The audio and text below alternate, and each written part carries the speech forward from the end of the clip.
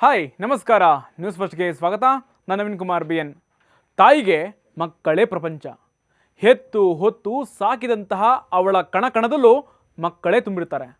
ನಾನು ಉಪವಾಸ ಇದ್ದರೂ ಚಿಂತೆ ಇಲ್ಲ, ಮಕ್ಕಳು ಹಸುವಲ್ಲಿ ಇರಬಾರ್ದು ಅನ್ನುವಂತಹ ಏಕೈಕ ದೇವತೆ ಅಮ್ಮ. ಇಂಡಿಯನ್ ಮದರ್ಸ್ ಆರ್ ಸೆಂಟಿಮೆಂಟಲ್ ಅನ್ನುವಂತಹ ಸರಳ ವಾಕ್ಯ ಆದರೂ ಅದರ ಅರ್ಥದ ವ್ಯಾಪ್ತಿ ಅಗಾಧ. ಅದಕ್ಕೋಸ್ಕರ ಮಕ್ಕಳಿಗೂ ಕೂಡ ಅಮ್ಮ ಅಂದರೆ ದೇವರು.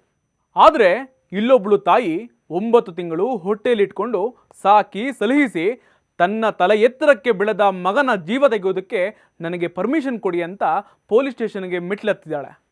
ಇಂತಹ ಕಠೋರ ನಿರ್ಧಾರಕ್ಕೆ ಆ ತಾಯಿ ಬರೋದಕ್ಕೆ ಒಂದು ಬಲಿಷ್ಠವಾದಂತಹ ಕಾರಣ ಕೂಡ ಇದೆ.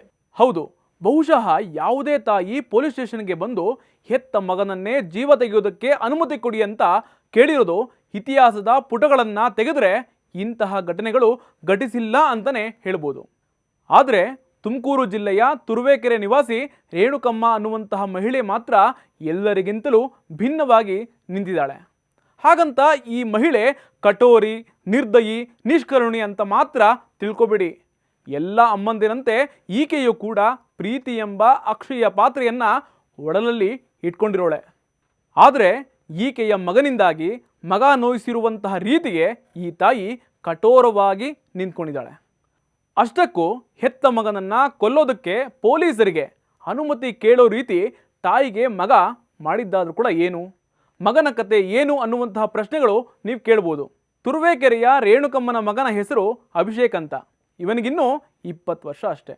ಆದರೆ ಬಾಳಿ ಬೆಳೆಯಬೇಕಿದ್ದ ಅಭಿಷೇಕ್ ದುಶ್ಚಟಗಳಿಗೆ ದಾಸನಾಗ್ಬಿಟ್ಟಿದ್ದಾನೆ.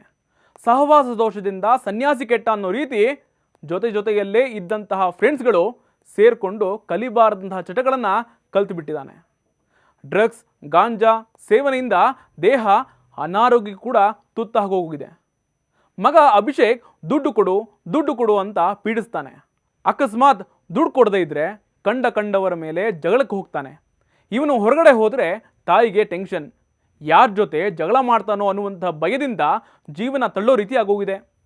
ಸ್ವಲ್ಪ ದಿನಗಳ ಹಿಂದೆ ಅಭಿ ಹುಡುಗಿಯೊಬ್ಬಳಿಗೆ ಜೀವ ಬೆದರಿಕೆ ಹಾಕಿದ್ದ. ಈ ಬಗ್ಗೆ ತುರುವೇಕೆರೆ ಸ್ಟೇಷನಲ್ಲಿ FIR ಕೂಡ ದಾಖಲಾಗಿತ್ತು.